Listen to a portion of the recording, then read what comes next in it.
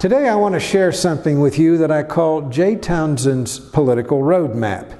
It's for those who plan to seek public office, those who believe they may someday be called to run, people who think we can do better and are willing to try, and those who would like to help good people win. If you're in that category, this video is for you. I'm going to explain how to prepare for, organize, and run a political campaign. I'm going to make it simple, straightforward, and easy to understand. First, let's take a look at the diagram. This is what I call my political roadmap. This is point A. This is the day that you begin your campaign. And this is point B, which is election day. And today I'm going to do 3 tutorials on each section of the roadmap. The first beginning with the kinds of information that voters will expect you to give them during the course of the campaign. The second, the different avenues that you can use to convey information to the electorate. And the third, the preparation that goes into preparing for a campaign before you begin your journey. But before I explain the diagram, let me tell you why. During the course of my career, I worked with more than 300 different candidates. A lot of them very good people. Candidates for president, governors, senators, members of Congress, judges, mayors, county executives in 24 different states. I've seen politics up close and personal for more than 30 years. I think it has become too complicated because the people who are in office want it that way. They think by erecting barriers it will discourage others like you from running and competing in the marketplace of ideas. I want to fix that by making politics easier to understand and to make it easier for people to run. The same people who hold office have made it harder to get on the ballot, harder to raise money, and created roadblocks to keep people out. This video is about empowering you and helping you to break down those barriers so that your voice and your ideas can be heard. You see, we need to have more people involved in our political process and more good people running because we need more competition in the marketplace of ideas. That is the only way we are going to make things better. We need more good people involved in the process, people willing to tell the truth and speak truth to power, people of integrity who are running for the right reasons, people who are authentic, down to earth, and want the job not to serve themselves or pad their pocket, but to solve problems and to improve the lives of others. If you're that kind of person, this video is for you. If you are a person who has a passion for helping others, if you believe you were born to improve lives, to change minds, to change the way people think, if you believe that you were born to better the course of human destiny, then I invite you to sit back, relax, and soak up all that I have to share, because we are going to make the process of organizing a campaign and winning an election simple, straightforward, and easy to understand. So let's start by going to Jay Townsend's political roadmap, starting with the kind of information that voters will expect from you during the course of a political campaign.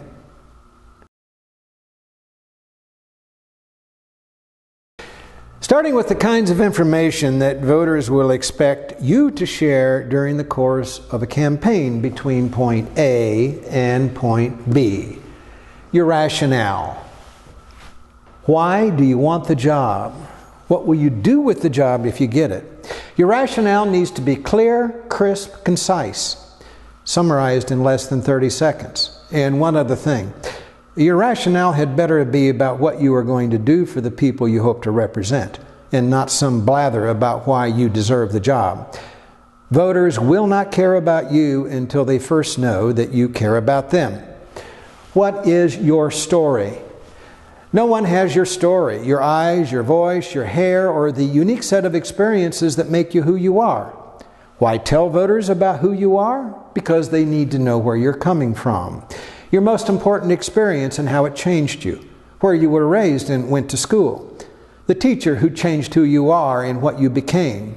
Are you married? Do you have a family?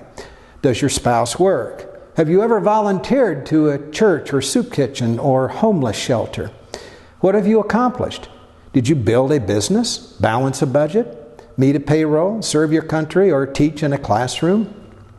These are the experiences that shape your view of the world, how you define compassion, and the role that government should play in our daily lives. If you don't tell voters your story, they will never know what grounds you, and they'll never know what makes you tick. There's another reason to tell your story. If you don't, your opponent will. And guaranteed your opponent will not tell your story in a way that flatters you. They'll talk about the stupid and dumb things you've done, and we've all done a few. If you're not telling the good side of your story, voters will only know the bad that your opponent tells. What are your values? During the course of a campaign, you need to let voters know something about your core convictions, your principles, your passions, the standards by which you make decisions. You can communicate your values to voters through words or symbols or pictures or what you choose to highlight about your biography. Why talk about what makes you tick? Voters know that it's not possible for them to know all the details of every policy decision you may make as an elected official. When they vote for you, they're hiring you to make decisions for them. Your job in a campaign is to let them know they can trust you to do that. How do you express your values? A picture of you staffing a soup kitchen says that you care about poor people. A mother that puts a picture of her husband and 6 children on a campaign flyer is making a statement about what matters to her. A picture of you thanking veterans for their service speaks volumes. A visit to a classroom and a photo op reading books to kids tells voters that you care about little kids in public education. Failing to communicate your values leaves a void in the minds of the voters and gives you, your opponent, an opportunity to paint you as out of touch.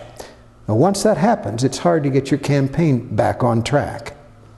What is your position on issues of our time? Yes, issues do matter, and they do decide elections. And don't let anybody ever tell you they don't. This is what voters want to know. Are you someone who would vote the way I would? Would you make the same policy decisions that I would if I had the job? Now, the great thing about free elections is that since it's your campaign and your strategy, you get to decide what you're going to talk about and where you're going to draw your own line in the sand. For example, foreign policy. This is especially important if you're running in a federal race such as Congress or the United States Senate, and especially important when our country's at war.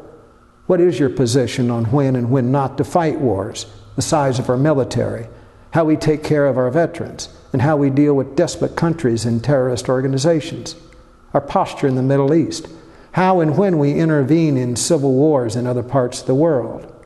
There are economic issues. Want more jobs? Tell me how. Want to cut spending? Tell me where. Reform entitlements? How? Repeal Obamacare? Replace it with what? Reform the tax code? Good idea. What would your tax code look like? Do you think some people should get more of the federal pie? If so, what programs would you cut? And of course, there's plenty to be said about immigration policy, environmental rules, and the budget deficit. Plenty of places where you can stake your ground.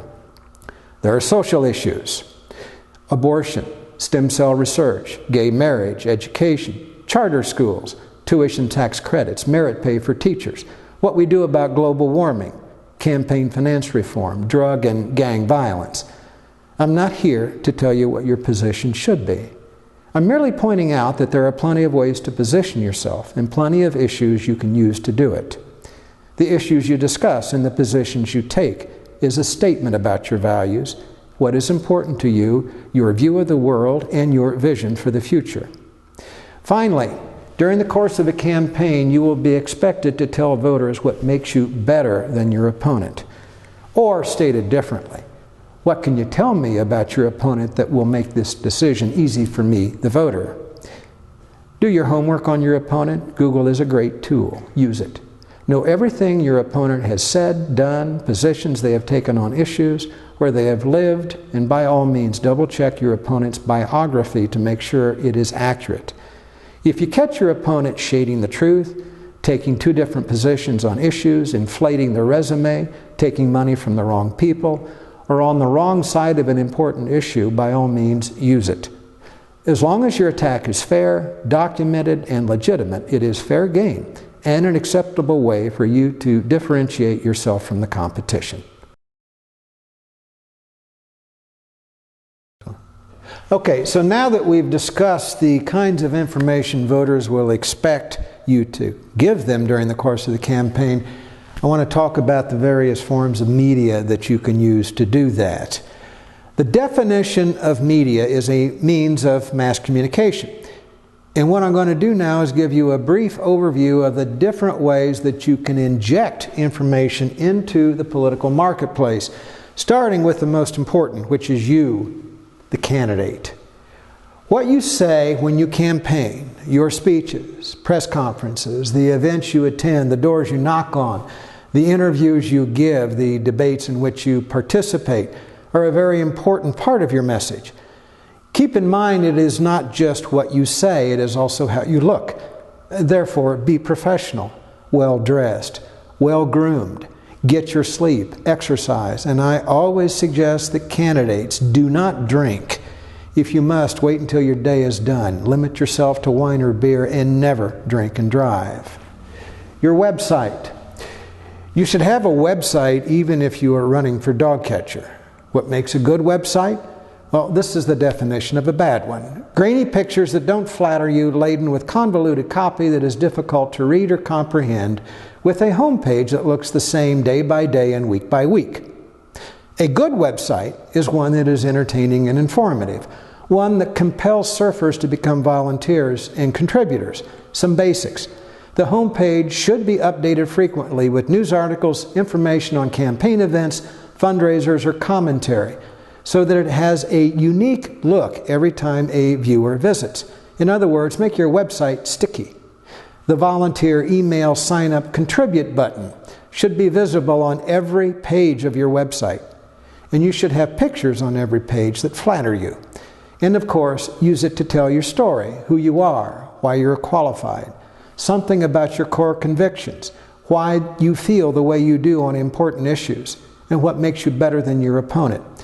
By all means, post your videos in TV commercials, press releases, and allow volunteers to talk to you and each other via your website. The more visitors you have, the better off you are. How do you drive traffic to your website, pick up volunteers, get campaign contributors, and spread your message? Welcome to social media. If you're not using Facebook, Twitter, LinkedIn, or Google+, shame on you. These tools are inexpensive, easy to use, and an essential means of spreading your message to a wider audience, communicating with campaign volunteers, and generating traffic to your website. Social media is the most innovative sector of the U.S. economy. In fact, there are now more than 50 different social media tools available in the marketplace. And all you have to do to find those that work well is to look at the websites of other candidates running for office. When you see someone doing something useful, there is no law that says that you can't do the same thing. Television. Properly done, nothing beats the power of television to persuade, move, inflame, motivate, cajole, anger, or convince a voter to support you on Election Day. A voter need not make an effort to hear or see your TV spot. All they have to do is sit in front of a TV or in front of a computer screen. Unlike radio or telephone calls, TV allows you to use pictures or footage to help carry the message. Unlike mail, voters don't have to read any words. Unlike a website, voters don't have to click through an address to find you or make any effort to read something about you. Radio. I love radio because I get 60 seconds to say something instead of 30. What makes a good radio spot? Spots that inform and entertain. Spots that trigger pictures in the recesses of the human mind with sound effects, or put you inside an imaginary conversation between two people. Spots that evoke one of the 7 human emotions: anger, sadness, happiness, fear, surprise, disgust, contempt. Persuasion mail. It is a little-known fact about political advertising in America. Of the billions spent every election cycle, more is expended on persuasion mail than any other media. Political mail is one of the principal profit centers of the U.S. Postal Service. Why? It is often the only tool that candidates can afford, and the most efficient way for candidates in small jurisdictions to reach their target audience. It also offers advantages over television and radio. When you air a TV or a radio spot, you lose control over who sees or hears it. With targeted mail, you have total control over who gets your message. And you can, with a little planning, determine exactly when they're going to get it. Unlike TV or radio, however, voters must make an effort to get something from your mail. They must look at it. In an ideal world, you'd also like the recipient to read it. When a voter opens their mailbox, your piece is competing for attention with everything else they've received that day. Bills, newspapers, credit card offers, magazines, catalogs, mail from other candidates, and perhaps your opponent. Voters may not have 5 minutes to read your copy, or 3 minutes, or even 30 seconds. From hand to trash can, you may have only 3 seconds to convey a message to the voter. The job of your designer is to make sure the voter gets a message from your piece, even if they don't read a single word.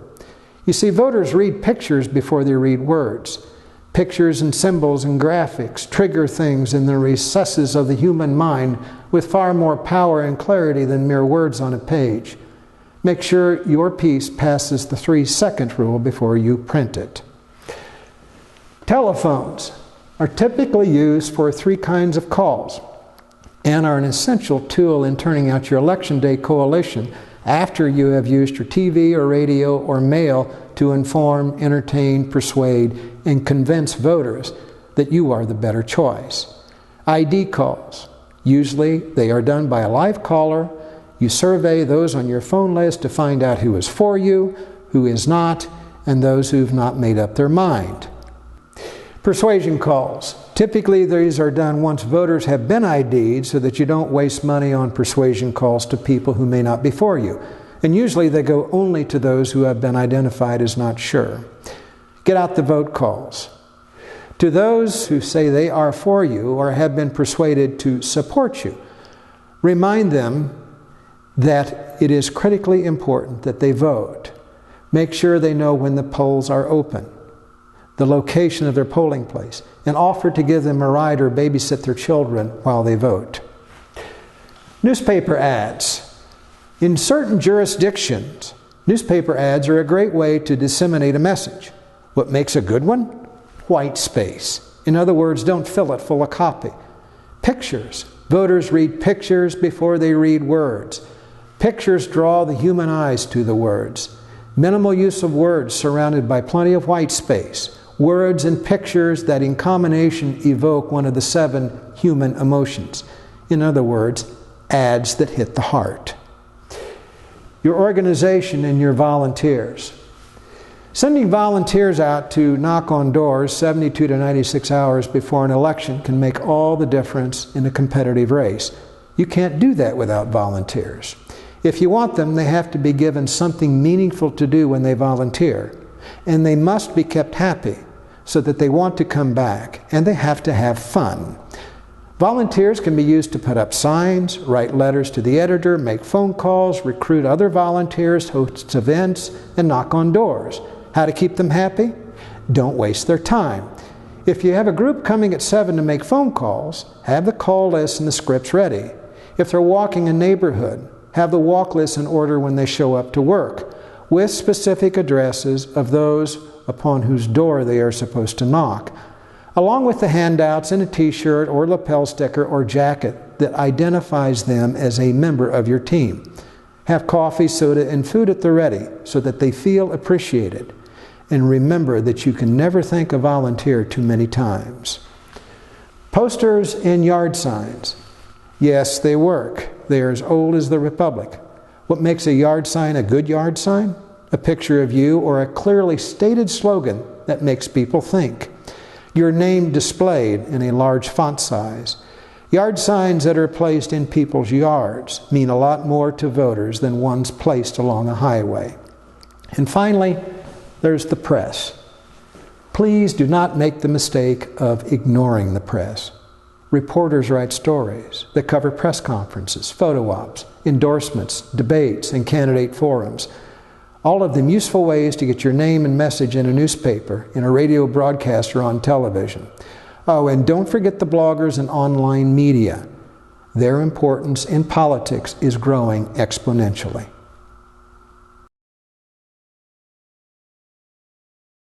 Before you begin your journey as a candidate for public office, there are some things you should do in preparation for your trip. Things you need to know at the outset of your journey unless you really like unpleasant surprises.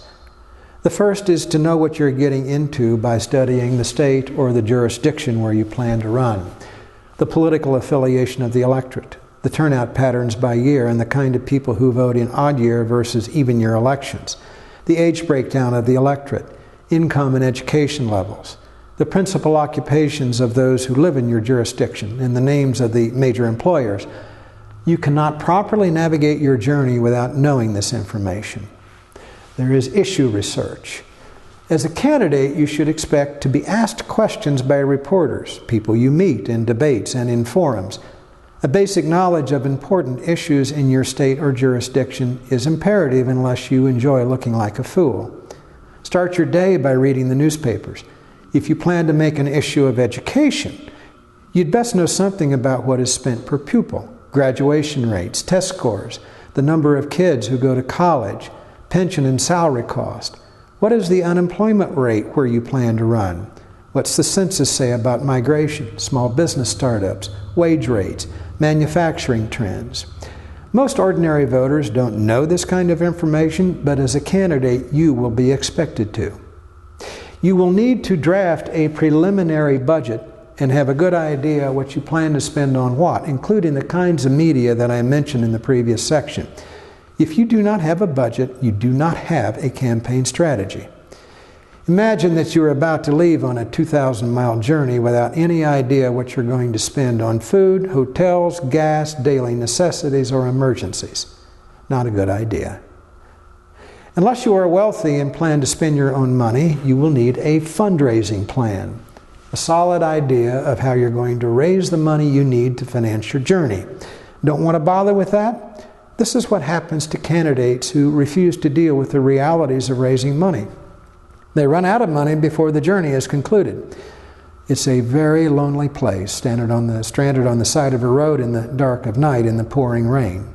Just ask some of the candidates who've had to lay off staff in the middle of a campaign because they ran out of money. There is the press. Please do an inventory at the press outlets in your jurisdiction where you plan to run. The names of the reporters, their emails, phone numbers, the bookers at the TV stations, the talk show hosts at the radio stations, the bloggers and the columnists that cover politics. Why? If you're not using the press to help disseminate your message, you are wasting a valuable and free means of disseminating your message to the voters who need to hear from you. I mentioned earlier in this presentation the importance of knowing your opponent. Best if you do that kind of preliminary research before the campaign begins. Where they went to school, what they do for a living, how they have made their money, things that they have said or done, positions they've taken on issues and their voting record. Why? For the same reason a basketball coach watches the films of an upcoming opponent. Finally, in a very sophisticated and complicated campaign, it is sometimes very helpful to do what we call a benchmark survey. Before the campaign begins, is a guide on how to best navigate your journey, the cheapest and most efficient way to get from point A to point B, and to discern the kinds of information most likely to have the greatest impact on the electorate. There you have the basics of a political campaign, how to plan one, the kinds of information that voters will expect to hear from you, and the many ways that you can communicate your message to the electorate. Look, I know this can seem overwhelming, but it's not if you take it one bite at a time.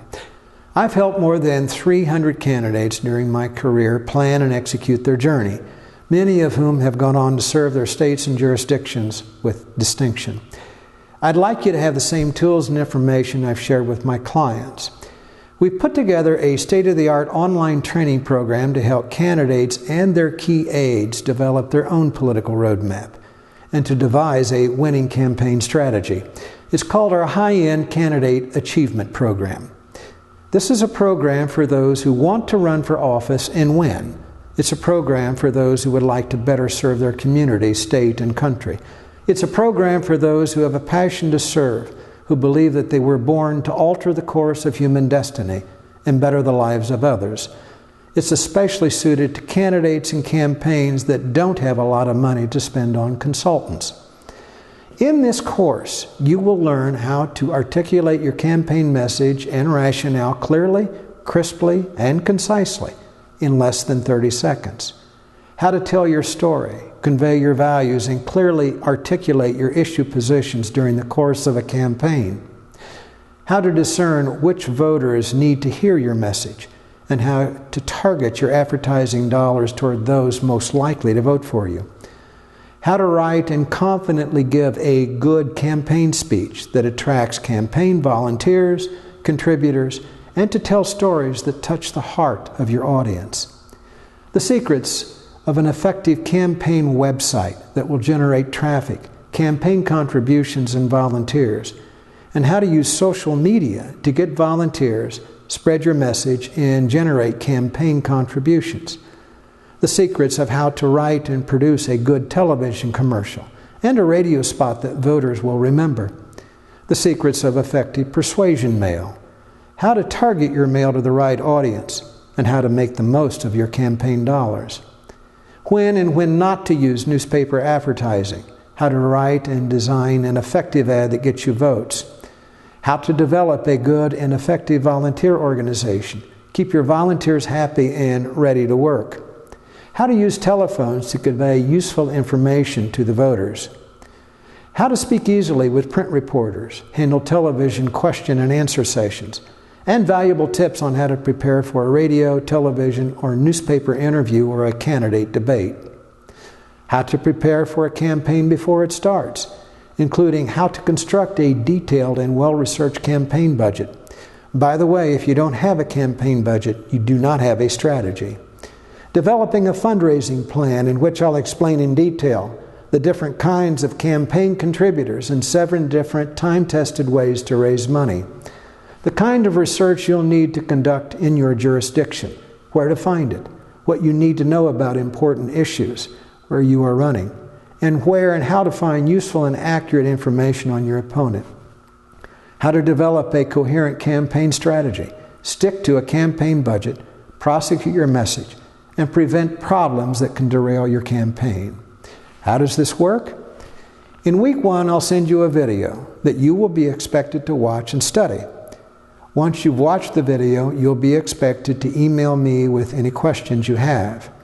In week 2, you'll be expected to participate in a conference call in which I'll address the questions in your email and answer any other questions you may have or help you solve any special challenges you're facing. You'll also benefit from hearing the questions from other program participants as I address their concerns and answer their questions. We'll repeat this process for the duration of the 4-month intensive training program. 1 week you get a video to study, and the following week we'll have a conference call to review it in depth. 12 different training videos, 12 different question and answer training calls lasting 60 to 90 minutes.